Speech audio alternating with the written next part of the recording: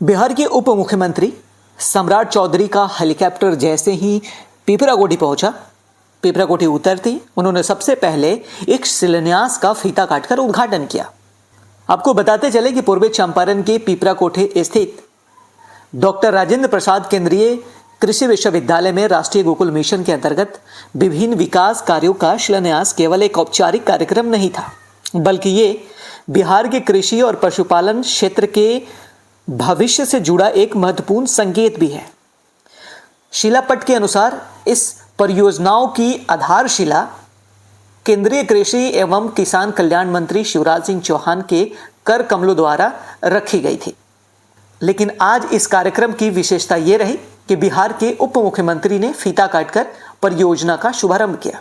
साथ ही बिहार के कृषि मंत्री रामकृपाल यादव तथा मोतिहारी सांसद एवं पूर्व केंद्रीय मंत्री राधामोहन सिंह की मौजूदगी ने इसे राजनीतिक और प्रशासनिक दृष्टि से और भी महत्वपूर्ण बना दिया।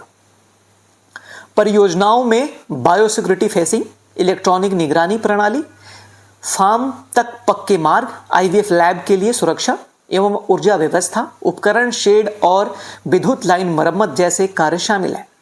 कागजों पर देखें तो ये पशु नस्ल सुधार और दुग्ध उत्पादन बढ़ाने की दिशा में एक ठोस कदम प्रतीत होता है, लेकिन सवाल यह है कि क्या ये परियोजनाएं समय पर पूरी होगी?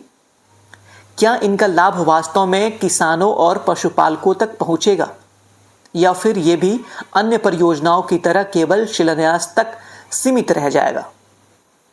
बड़े नेताओं की उपस्थिति ये संदेश देती है कि केंद्र और राज्य सरकार कृषि को प्राथमिकता दे रही है, परंतु बिहार जैसे कृषि प्रधान में केवल घोषणाएं प्राप्त नहीं होती।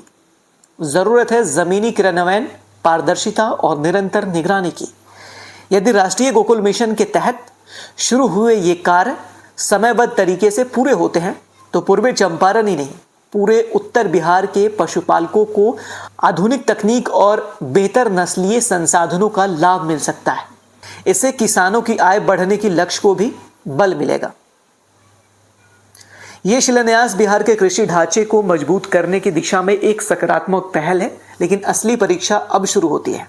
कार्य की गुणवत्ता, समय सीमा और किसानों तक पहुंच, क्योंकि विकास की असली पहचान खेत और खलिहान में दिखने वाले बदलाव से होती है। हालांकि आपकी इस पे क्या राय होगी, कमेंट जरूर करिएगा और इस वीडियो को ज़्यादा से ज़्यादा शेयर कर दीजिएगा।